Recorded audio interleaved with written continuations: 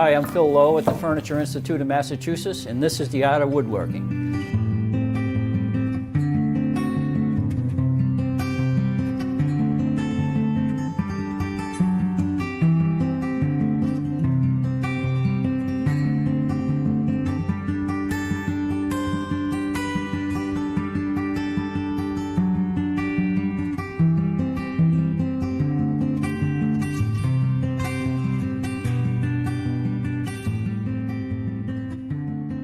In this segment, what I'd like to do is to show you some of the ways in which we join boards together. I'm going to do some edge joints by using a rub joint, and I'm also going to do what they call a spring joint. And after that, I'm going to show you how to do some miters as well. So let me get set up here, and the first thing that we'll do is the rub joint. And basically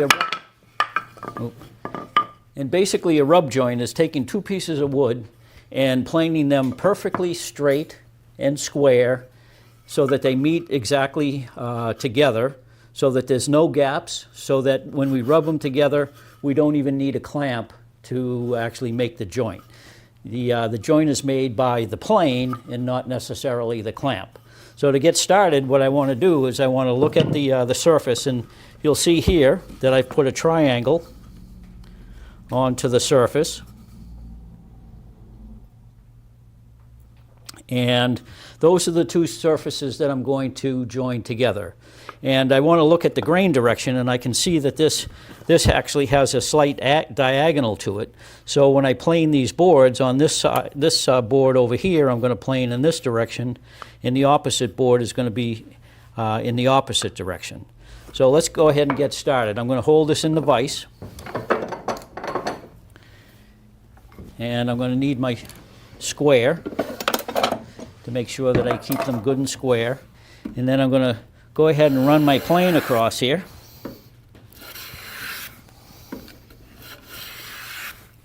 And we'll get that a little heavier cut. And we want that to be perfectly straight this way. And we're also looking for square. If it isn't square, when we go to join the two pieces together, we are a little high on this one side. So what happens is if they're not square, the pieces will actually get joined on an angle one way or one direction or the other. And if that happens, the board isn't flat when once it's been glued. So we want to certainly be careful to make sure that it's perfectly square. Now I have the crown in the blade like we talked about before, which is a little bit of a curve. And if this is high on one side, I can just shift it over to one side and take a little bit off of the edge.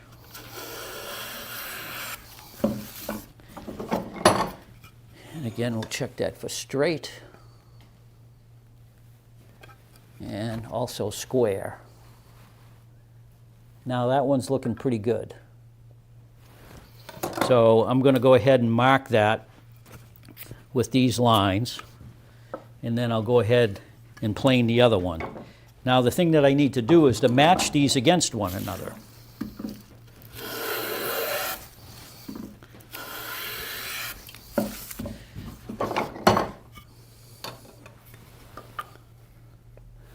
Okay, square and straight. And if we put these on here against one another, now I can see that there's a little bit of a gap here. I don't know if you can see this on the camera or not, but right here, if I grab that and pinch that, you can actually see that it's rocking a little bit.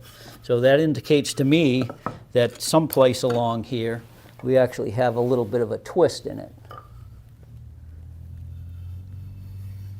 So this actually is a little bit high on this side, and as it goes along, it straightens out. So I need to try to eliminate that by going off to one side and going to the middle.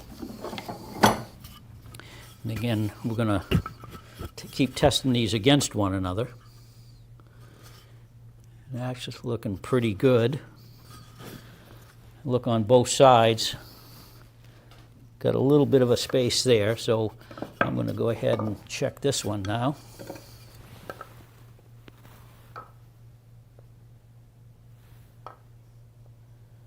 And got a little bit of a high spot on this corner over here, so I'm going to go ahead and run this along and sort of work off to the side.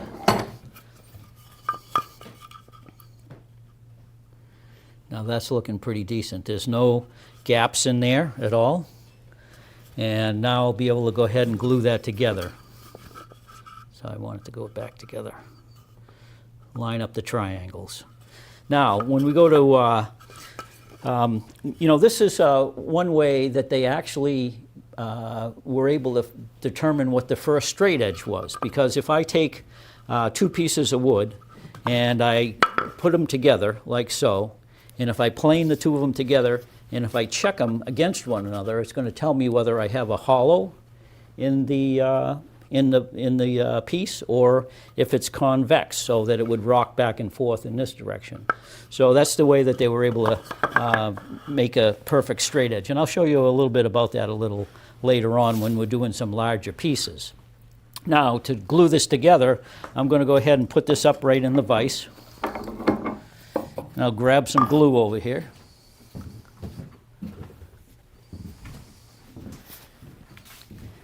And we're going to put a nice little even layer of glue all the way along here. And we'll spread that evenly across the edge. Just on one side. And we're going to place this piece on top, and we're going to rub it back and forth until it just grabs. So the suction from these two pieces being perfectly flat is what really makes this joint. Now, I actually glued up a piece the same way yesterday, and I want to show you how strong this particular joint can be. Now, you notice I didn't use any clamps there.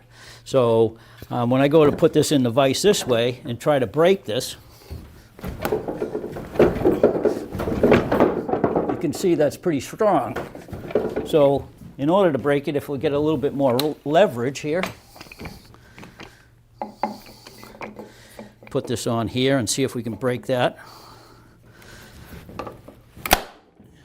And what you'll notice here is that this broke along the grain of the wood and not at the glue joint. So that shows you that the joint that I planed and glued together is actually stronger than the wood itself.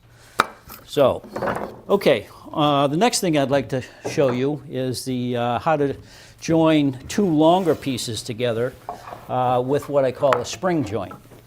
And I have these two pieces here, and let me move a couple of these things out of the way.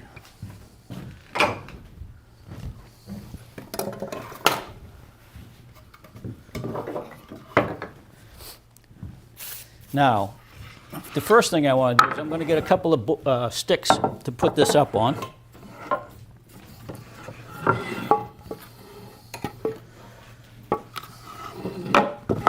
Like so. And I want to go ahead and try to match how I want these to go together. Now, I've planed these already once a little bit, and we have a fairly decent joint along here. And what I'm looking to do this time is to plane a very slight hollow in the center of the board. So when I do clamp this together using a clamp, it'll only take one clamp to do this entire piece. So if I look at the way that this is needs to be planed, I'm going to flip this over, I think. Let's see, that looks like a pretty good match. I'm going to put these together, and I'm going to make sure that they're flat against one another. And now, if I happen to be planing this, and I plane an angle onto this piece, like so, what you'll notice is if I then take this piece and put it on top of it itself, you'll notice that we have compensating angles. So that if we have a little bit of an angle that's left on the board, what will happen is it'll make sure that the pieces are going to remain flat. So that's an important thing, especially when you're doing large panels. So we'll go ahead and put these together, make sure that they're lined up, and we'll plane these together in the vise.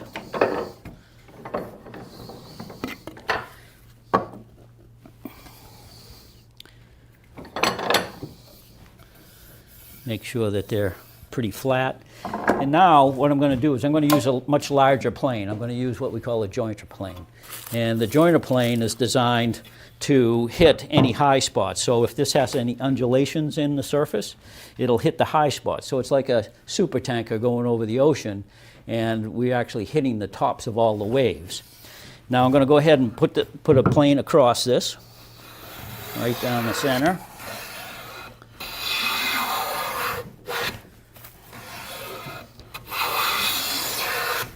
Now, in order to put the hollow in there, I'm going to start in the center, make a little bit of a cut, and make another second cut. And we'll go ahead and test these against one another.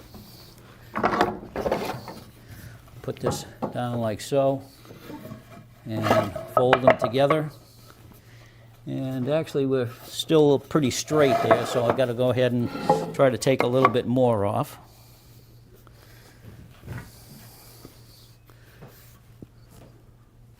Make sure I'm going with the grain. I'm going to adjust this ever so slightly. I want to make sure that my plane is cutting laterally well.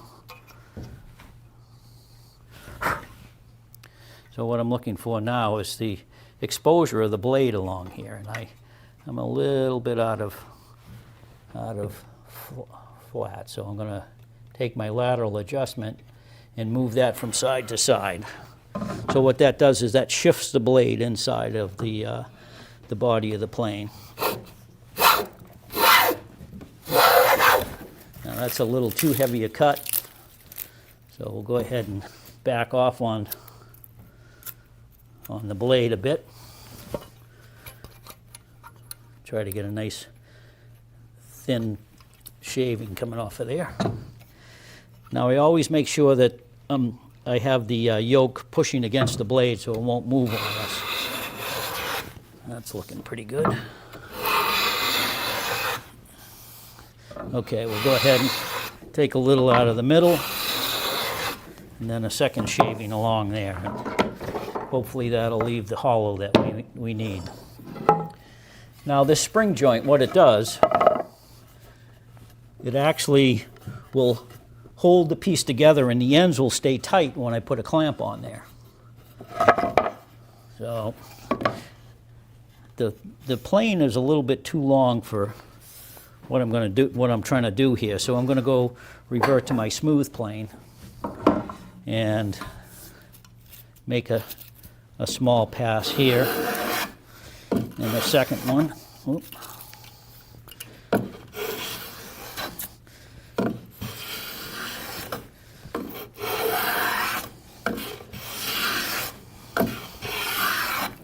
Okay, see what that does. Okay, now if you can look at this, you can actually see that this is touching. Let's see if I can hold this. If we can get a close-up of that, you can actually see that there's a little bit of a space, ever so slight, right in the middle of the board there. Can you get a hold of that? Can you see that? So that when we go ahead and put a clamp on there, it's going to actually pinch the ends of this really tightly. So I grab a clamp here, and if we put this on across this way, and we snug that up, you can see that little space collapses, and I can't really move the ends of this at all because they're being held so tightly because of the curve. And if this was relatively new wood and it had only been dried to a certain percentage, if the moisture on the ends of this starts wicking out of it, it can have a tendency to shrink a little more on the ends than it does in the middle, and what would happen is that the joint would open up. So this is how we'll go ahead and glue this together now. So I'm going to go ahead and put my clamp aside. We'll tilt this up, grab a little bit of glue, And we'll run this along here like this.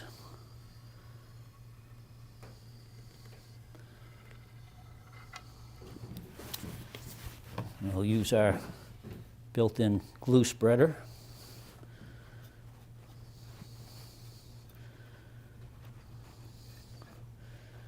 We don't need, glue oozing out all over the place here, so you just got to have enough to wet both sides. Need a little bit more.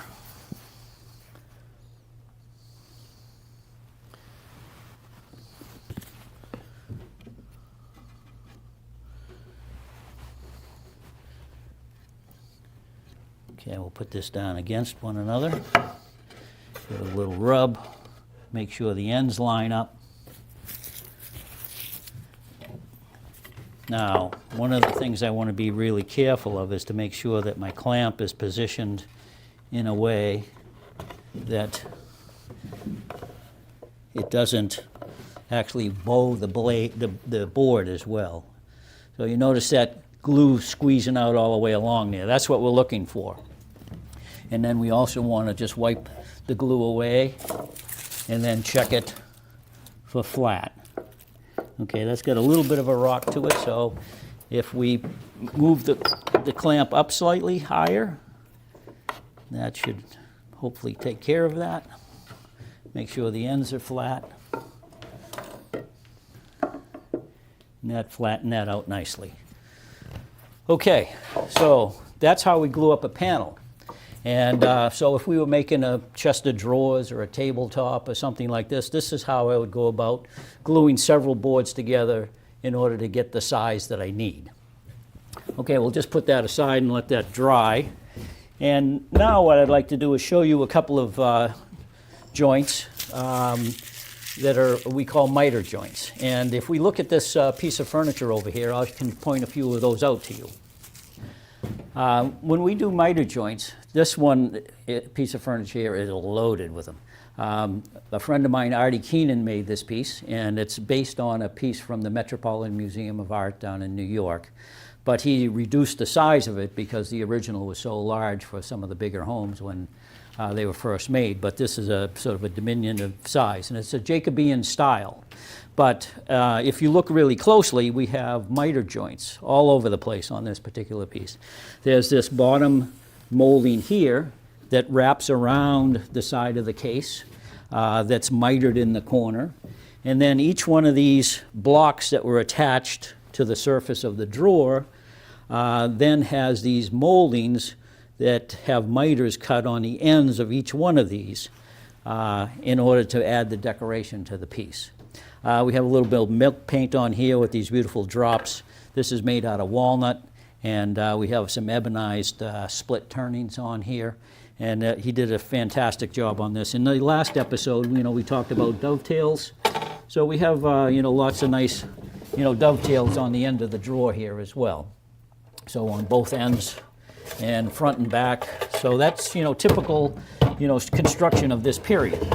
And, it's built to last forever, which is really a fantastic thing. It's got great bun feet on it, a nicely hand-planed molding on the top with some saw cuts on this little bull nose that comes around. And if you can get really a close shot on this, we have some scratched-in decoration with punched-in decoration in between each one of these triangles as well. So what I'm going to do now is I'm going to show you how to make a miter by hand. And a miter, when we talk about miters are, basically picture frames. It's how we join the corners together so that the molding will continuously wrap all the way around this. Now, in order to make the frame, perfectly square, this miter has to be cut at 45 degrees, because what we're doing is we're taking this 90-degree angle and splitting it in half, which is 45 degrees, and that's the number of degrees that we have to plane on the ends of each one of these pieces. If you're making picture frames, though, one of the things you have to be careful of is make sure that the two sides are exactly the same length, because if one is a little bit longer than the other, the miter joint that has to be made in order for them to fit together perfectly will not be 45 degrees. So we're shooting for a 45-degree angle on the end of the board, and let's go back over to the bench and I'll show you how that's done. All right, so what I have here is a couple of pieces of wood. What I'm going to do is I'm just going to do one angle here, or one 45-degree angle. And the way that we'll lay that out is we'll use a square and a knife. And we'll go ahead and make the angle on one side. And then we'll transfer that across the top. Oop.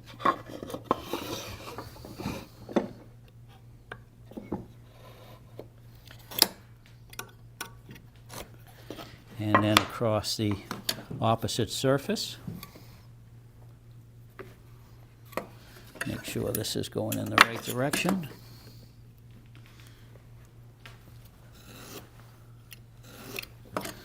And then again across the top here.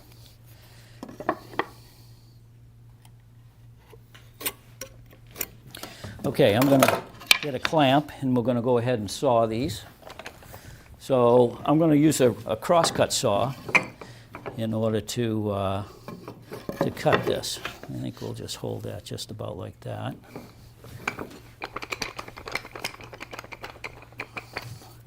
We need to clamp this to the bench so that it's held nice and firmly. And I'll go ahead and cut that angle. What I'm grabbing here is a crosscut saw. It's a 14 pointer, and I'm just going to cut to one side of the line here.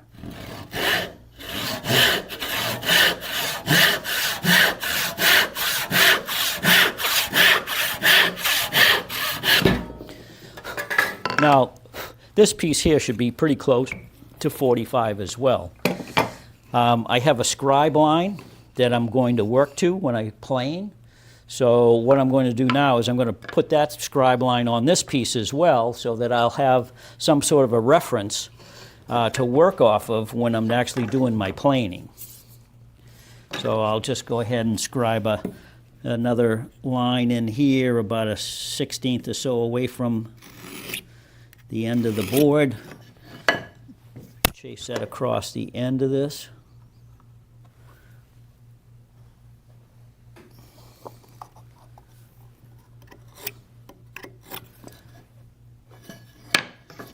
We'll also go across the very tip of the miter.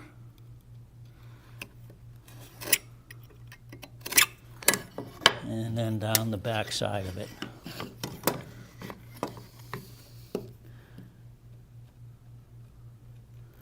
Now you can see that the knife plays an important role here because, again, I always talk about the flat surface making my joint, and the angle is to the waist side. Okay, now we need to go ahead and plane this. Now if we take a good close look at these lines that I've scribed here, you'll notice that this one, the end of this is slightly angled. So when I start planing this, I want to take the high spot away and try to make my cut perfectly parallel to the scribe line. And then I'm going to work down to my scribe line. And then I also need to make sure that I'm planing this in the right direction here. And that's what the scribe lines do, is they allow me to see how close I'm getting to my scribe line as I'm doing my work. So we'll do this with a smooth plane. And I'll inspect this all the way around. And like I said, this is a little higher on this side, so I'm going to go ahead and address that to begin with.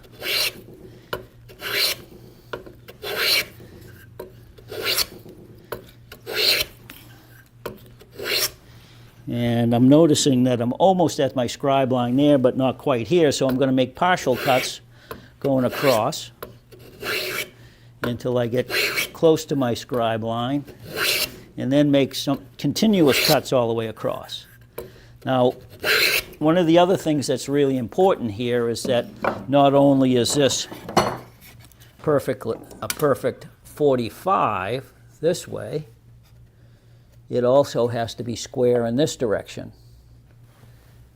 And I'm a little high on this side over here, so this is tilted up in this direction, so I'm going to go ahead and plane just off of the very edge of this, again using the crown of my plane to take away that angle. Again, I'm holding the plane flat on the surface, but by shifting it and having the curve in there, I'm actually taking a cut right from the very corner here. Do that with a couple of passes. And then again, check for square. Went a little bit too far. So as you can see, it's not as easy as you think it is. And we'll go ahead and check that again. Now that's looking pretty square in this direction, and it also needs to be 45 in this direction here. That looks pretty good. So why don't we go ahead and, now we're going to have to match these up to one another. You can see there's quite a space on this side. If I flip this over, it's touching here, but there's lots of scribe line on this side. So we're going to go ahead and take that, this is angled up in this direction, so I'm going to go ahead and focus all my work on this right-hand side.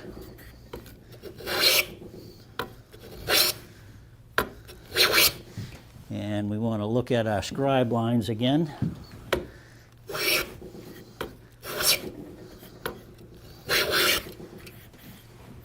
And we'll go ahead and check that. Now, I don't know if you can see that, but I've hit the scribe line there, but I haven't here. I don't know if you can see that or not, but so that indicates to me that this angle is slightly high in this direction.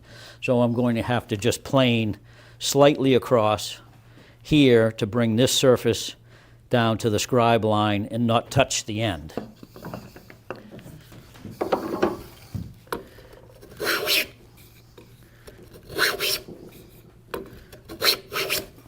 And you always want to make one final cut, cutting all the way across, to make sure that the surface is perfectly flat. So I'm going to check this for square this way. Actually looks pretty good, and for 45. So I'm still a little bit high on this edge right here at the heel of the miter. So again, I need to just make a couple of partial cuts.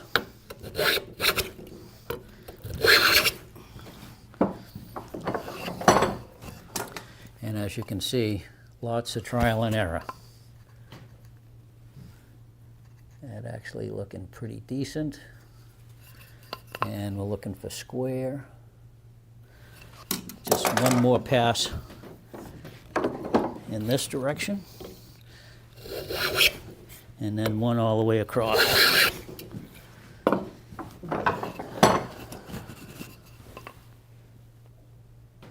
All right, that looks like it's square, and square that direction. Now, the real test is to put these against one another on something that's perfectly flat, and those should close up nicely. Now, you notice that that's got a little bit of a rock in it, so that indicates to me that one of these is not quite flat. So I'm going to go ahead and check that this way. So it seems like that one might have a little bit of a curve in it. And that one does as well. I got a little nick in the blade here. I think that might be part of my problem.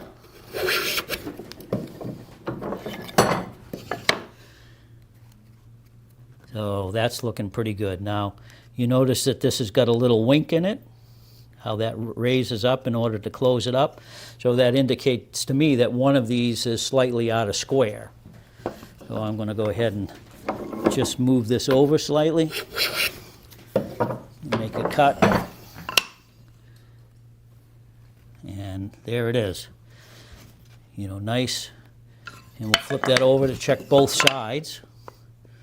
And they both close up, so that's exactly what we're looking for. So you can really see that, it's quite a bit of effort just to get those two together. Now, if I had to make 2, 4, 6 more of these and make these the same length, you know, that's pretty, it's a pretty difficult task to do.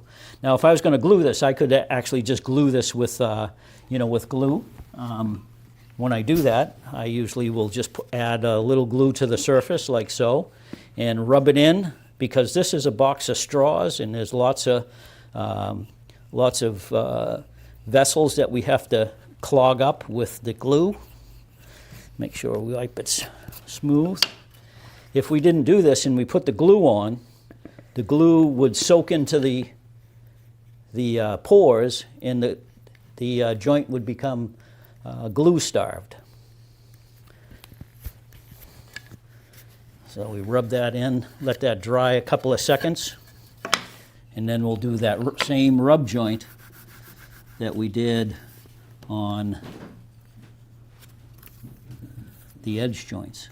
And if these are two perfectly mating surfaces, you know, the joint is going to be strong. So now you might be able to see that, but that's looking pretty good. And we should be able to do that without clamps. If you needed to put clamps on there, there's a couple of different types that we could use. I have what they call a spring clamp, which is just an old upholstery spring that if I needed to apply a little pressure, I could use that in order to hold it together. You can actually see that the glue is starting to wick out a little bit there. So that adds just enough pressure, you know, to have that glue squeeze out of there, and it's going to help to hold that together. Now, a couple other things that I'd like to show you is, you know, a miter joint, for instance, these really acute ones. Let's look over here. Okay, we have an acute angle on these miter joints. And the acute angle is less than 90 degrees. An obtuse angle is more than 90 degrees. And we can do what we call a bisected angle. So if we can find out what this angle is, scribe it onto a board, we can make, you know, we can bisect it and get half of the angle that we need to plane on the end of that. So let me show you how that's done. All right, if we need to bisect an angle, what we really need to do is find out what the angle is. I'm just going to do a random angle here just to show you how to bisect the angle and then make it in half so that we can put the halves onto each one of these so that we can then glue them together. So the first thing I usually will do is I'll run a baseline on the bottom of a piece of plywood. Now this piece of plywood has been squared on this corner here. So I'm going to go ahead and run a scribe line along here. And let's just say, for instance, we want to have an angle that is approximately this angle right here. All right, let me snug that up. I'll make that a little bit. And I'm going to go ahead and scribe a line through here. Oop. Yeah. Here we go.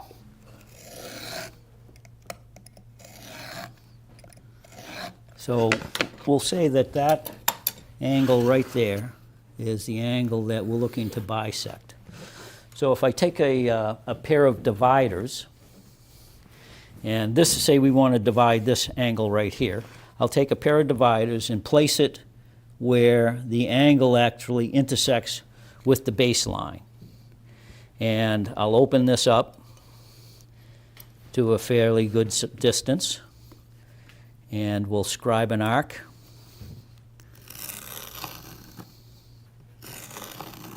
Like you see here. And I'm going to put another baseline along the side here that is parallel. And then I'm going to take my scribe line. You can see that arc is right there. I'm going to place the compass point where the arc intersects with the baseline. And I need to extend the leg of the compass more than halfway and then scribe a line or an arc Now with the same setting, exactly the same setting, I'm going to place it at the opposite end of the arc where it intersects the angle and scribe a second line. And then we need to take a straight edge and run it through to this point of intersection here and where those two arcs intersect. Now this is going to be our bisected angle that we would have to cut onto the end of these boards in order to make the two pieces come together at that angle. So in order to do that, I will pick up the angle, the bisected angle now.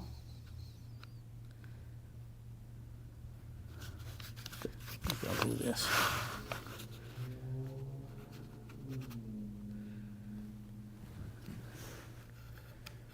Tighten that up.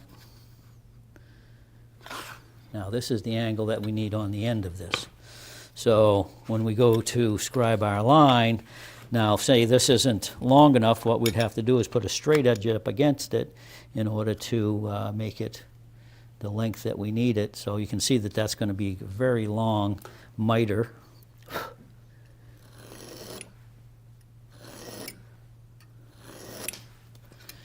And we'd have to have the other one, go the opposite way.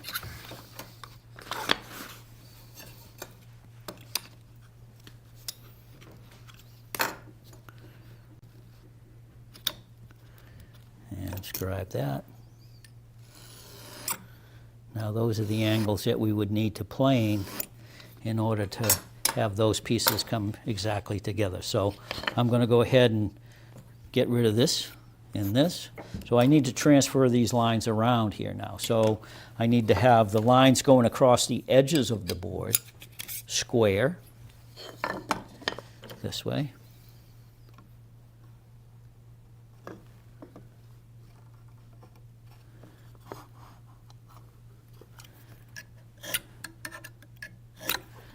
And then across the end of the board this way.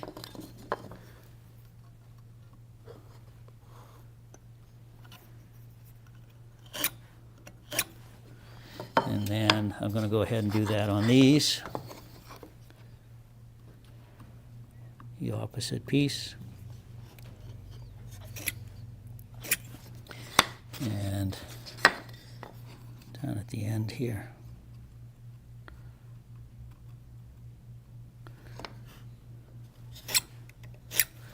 And then I need to connect those, so I need to make sure I can see it where it comes through the two edges of the board.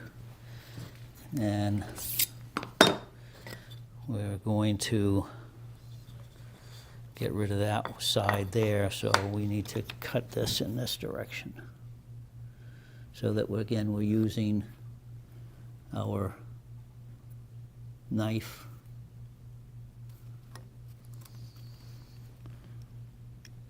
just so it touches those two places.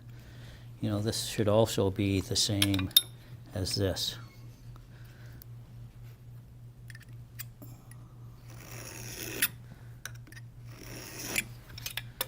Now those all line up nicely, and we're getting rid of this part here, and we'll do the same on this one, which is we're getting rid of this one.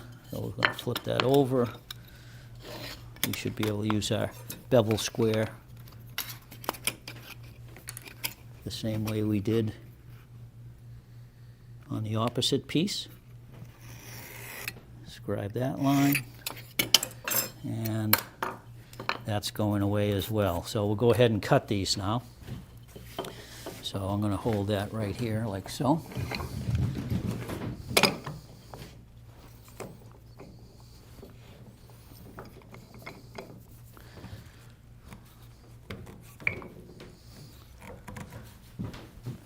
Go ahead and take a cross-cut saw, stay slightly away from our line.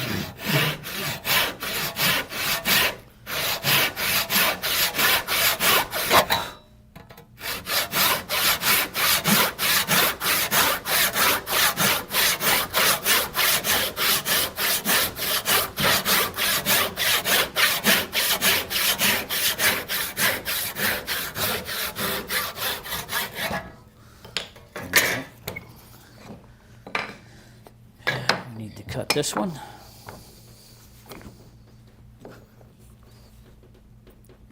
Making sure we're saving the pieces that we want.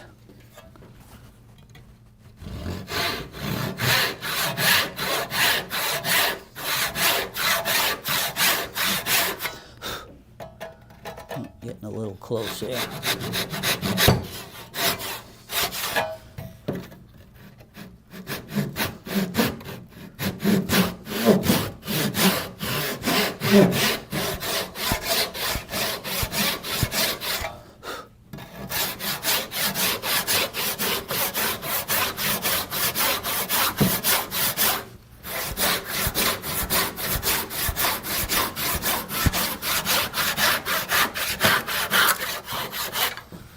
Okay, so these are the two pieces that we're going to save, here and here, and this is how these miters are going to come together. Now we just have to go ahead and plane these to our scribe lines.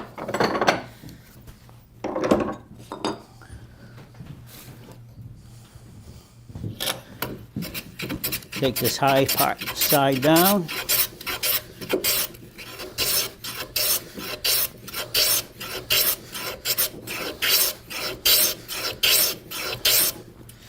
We want to look at our scribe lines to make sure that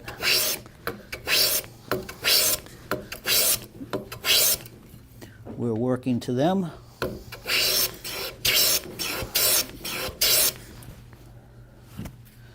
Both sides looking a little high on this side.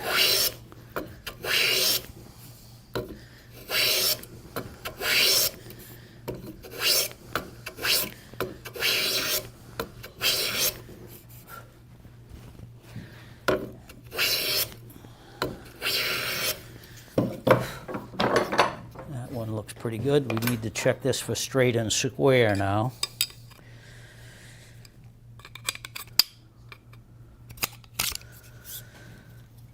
So we want to make sure that this is straight and then also square. That's looking nice. I'll go ahead and plane this one.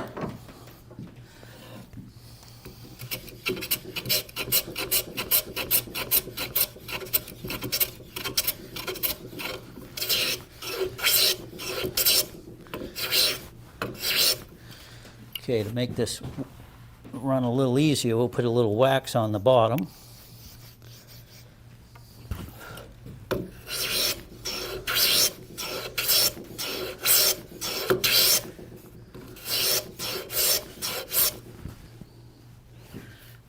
Just about to our scribe line there.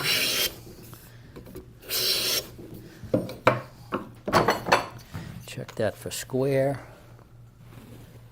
Looks pretty good. Now this is how these two pieces would go together. And we're a little bit off. We need to straighten one or the other of these, but it'll give you some idea of how it's actually done. Let me, you got to get down towards the end, make sure that that's square. And at this end.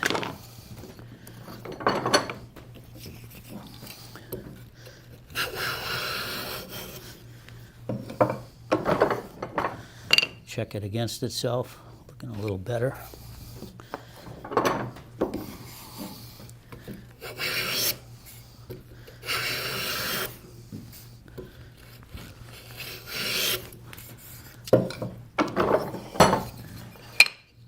And there, that's what we're looking for.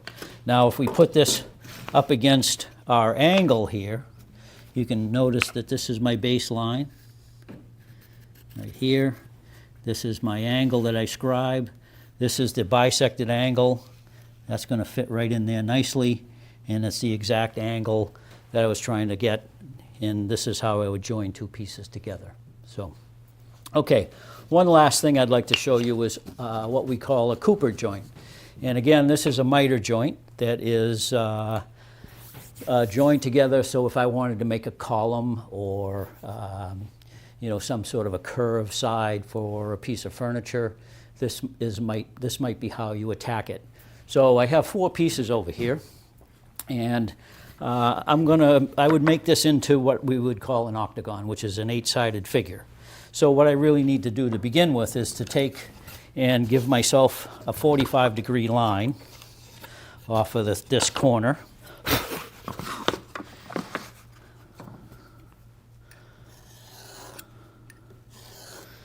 and oop, give myself a 45-degree line off of this corner.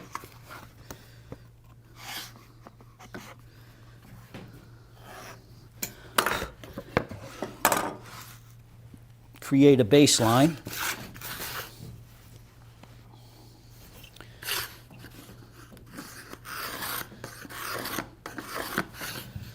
As you can see here.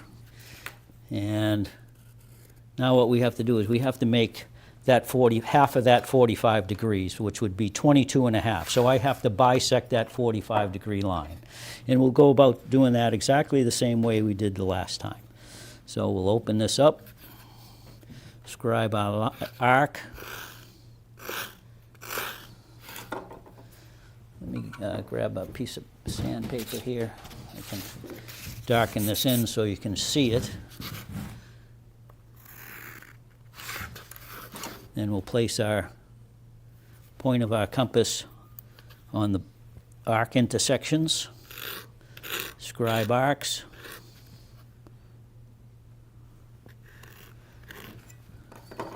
Those are the two arcs that I just scribed.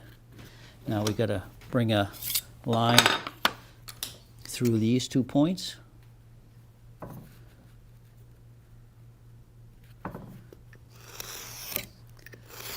Now that's 22.5 degrees, which is half of 45. And that's the angle that I need to pick up in order to plane the edge of these at 22.5.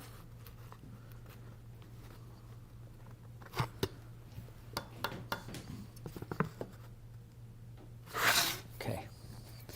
Now, if I hold this in the vise like so and give myself an angle,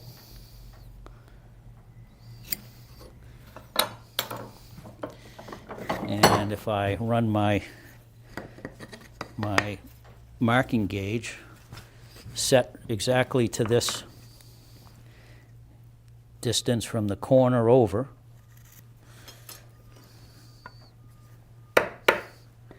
I can run a line along this edge to give me some idea of how far down I have to plane. Now I'll go ahead and plane this, and we'll start off just holding this on a close angle that we think is 22.5. And we want to look at our lines.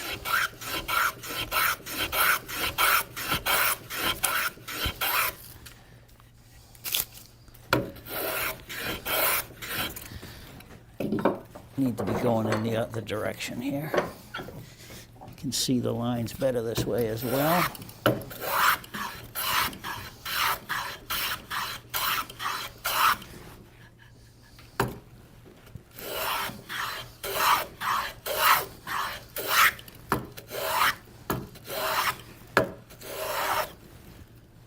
Going right to my scribe line now, and so that this edge is nice and sharp, and we should be able to check this way.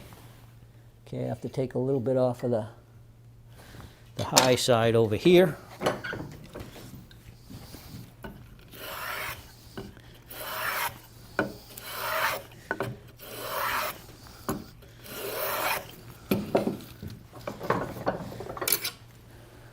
Check it for 22.5 all the way along. That looks good.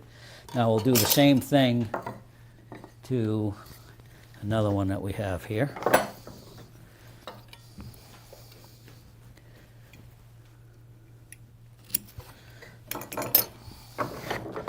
This should be pretty close.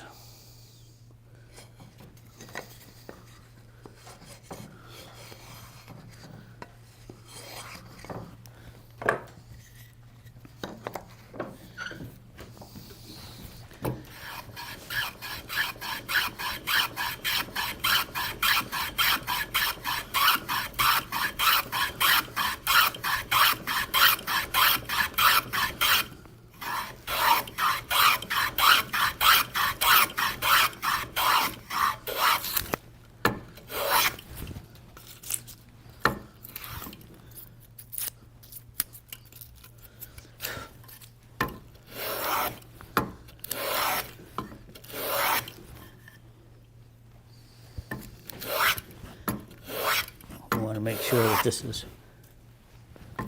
parallel to our line. It's looking pretty close.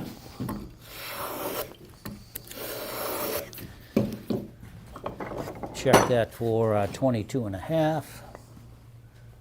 A little high on this side along here, so this is tilted up in this direction in relation to our bevel square.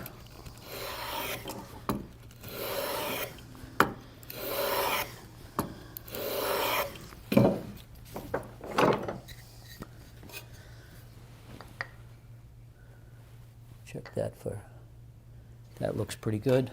Now when these go together, these are going to go together on an angle like so. Now these got a little bit of a rock in them, so I have to eliminate some twist.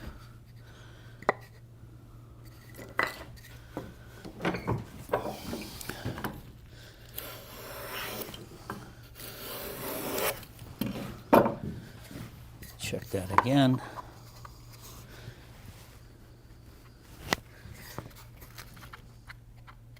Looking pretty good. So what I'm looking for here now is a nice tight joint across there on the inside edge. And if I did two more of these at the same angles, what you'll see happens is this is going to start to work its way around to make a half circle, and then I would have four more pieces on the other side that would make up the entire column. And if I wanted to, I could also plane the opposite angle on one of these and make a reverse curve so that the curves are actually going in the opposite direction like this in order to make an S-shaped curve. So that's about all I have for you today, and I hope you enjoyed it. This is Phil Lowe at the Furniture Institute of Massachusetts, and this is the Art of Woodworking.